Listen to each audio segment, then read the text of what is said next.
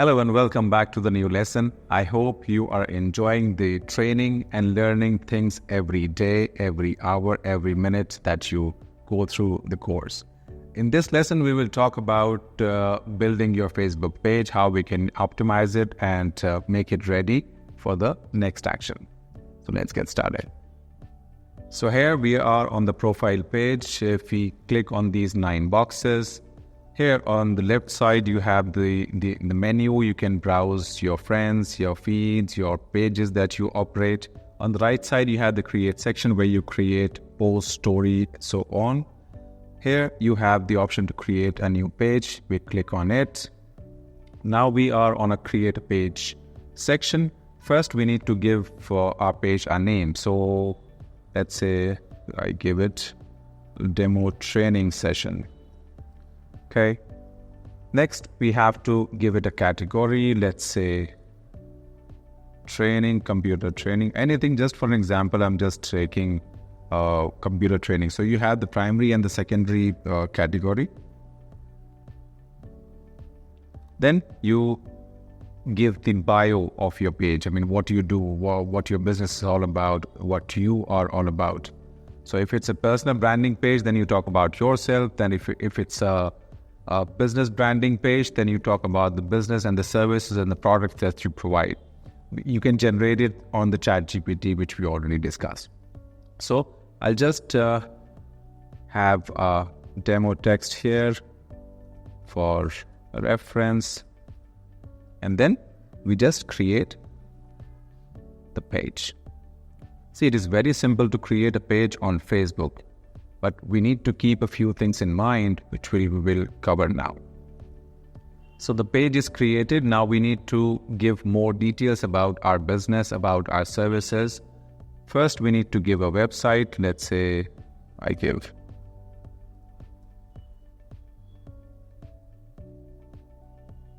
Then you need to provide the office phone number.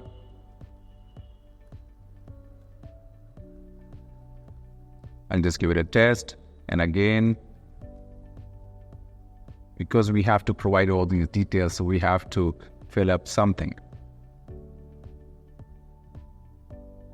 Okay. And then the address.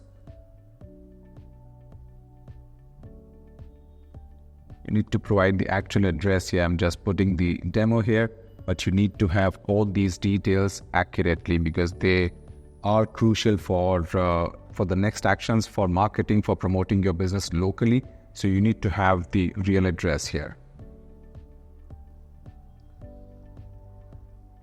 After the address, you provide what kind of business hours you work in.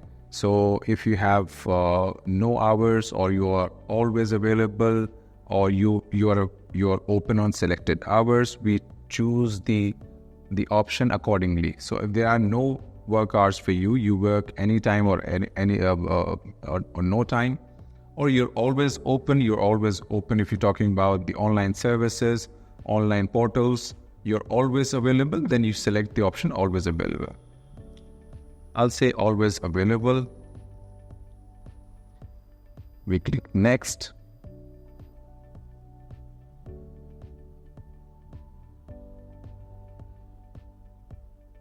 On the next page, we need to provide the profile picture and the cover photo.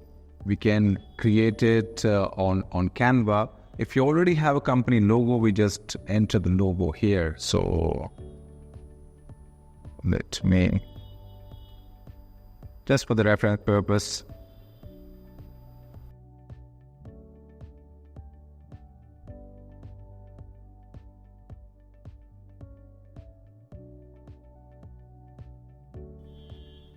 so now we have the logo and the cover photo. After that, we need to provide an action button. Somebody comes to your Facebook page. Do you want them to take any action once they go through your contact? You want them to call you. You want to fix up a meeting. You want to fix up an appointment. You want them to come to your office. So there has to be some objective once they land on your Facebook page and they go through your content. So it is very important to have a call to action button anywhere on social media. On all these social media platforms, or even your website should have more than one call to action buttons. Okay, so here we select call to action button. Now you have different options like book an appointment, sign up, order. These are for different business categories. You can also select a WhatsApp option. You can also select a WhatsApp call now. So for now, for the reference purpose, we will select the call now button. Click on next. Again, give a phone number.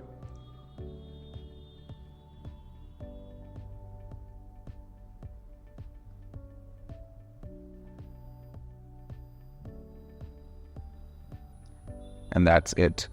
At this point in time, Facebook will not verify my number because it is just taking the details.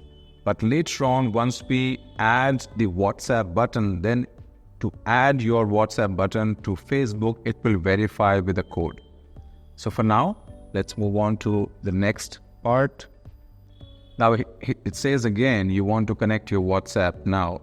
I don't want to because it will verify my phone number at the moment, but you can, at this stage, you can connect your WhatsApp. Once you enter your WhatsApp number, it will verify with the OTP that will be sent on your WhatsApp number. You put that WhatsApp number, the code here, and your your WhatsApp number will be connected to your Facebook page.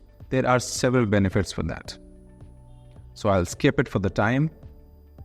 Invite friends, maybe some other time. So it is just random information and we are done. So we have created the page, but there are a few things that we still need to keep in mind. The most important is selecting the name for the page. So not now. So on the left side, this is the page that we have created. We have the contact details category. It will have the complete address. I just entered Bangalore, so it is showing Bangalore, email, website, and all these details. Your bio, your bio will be here. So anybody who comes to your page will have all these details on a glance. Okay. So we need to go to the settings of the page. The most important thing is to name our page. We go to the setting. See, I'm recording it. I'm updating the course in May 2024. And Facebook changes its layout very often. So I'm not sure when you are taking this course. So by the time you take the course, the layout could be a little different. It is always confusing. I mean, you come back after 3 months, 4 months, you see that the layout is changed. Then you have to dig in again to find the settings where you have to go. So sometimes it is confusing. But the fact is, they keep on changing the layout, the settings. They keep adding more options. So sometimes it's a bit confusing, but most of the times the titles remain same. So you have to look here and there, but the titles remain same. So we have come to the settings now. On the left-hand panel, you have several options. So we go to page setup. On page setup, you have different things that you want to look into, but they are not so important at the moment. The most important is the name, the first option. We click on view. And here you have the name and the username. So username is, if you, 1 second.